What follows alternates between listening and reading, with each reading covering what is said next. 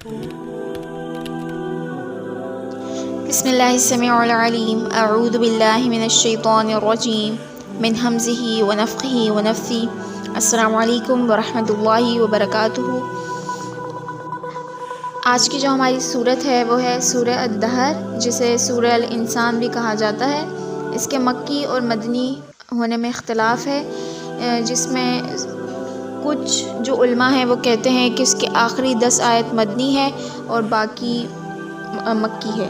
نبی کریم صلی اللہ علیہ وسلم جمعہ کے دن فجر کی نماز میں یہ سورت پڑھا کرتے تھے، سورہ الدہر۔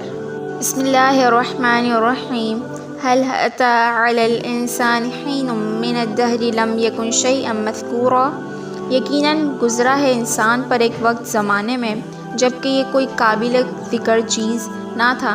اس میں اللہ تعالیٰ فرماتے ہیں کہ انسان جب اس دنیا میں نہیں آیا تھا تو اس کی بات کرنا بھی کوئی انسان پسند نہیں کرتا تھا، جس کے باوجود وہ اپنے رب کے سامنے اکڑتا ہے، اتراتا ہے۔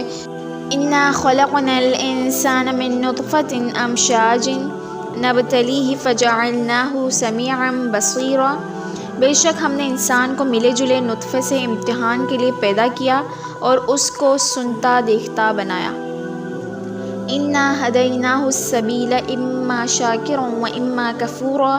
ہم نے اسے راہ دکھائی، اب خواہ وہ شکر گزار بنے خواہ ناشکرا۔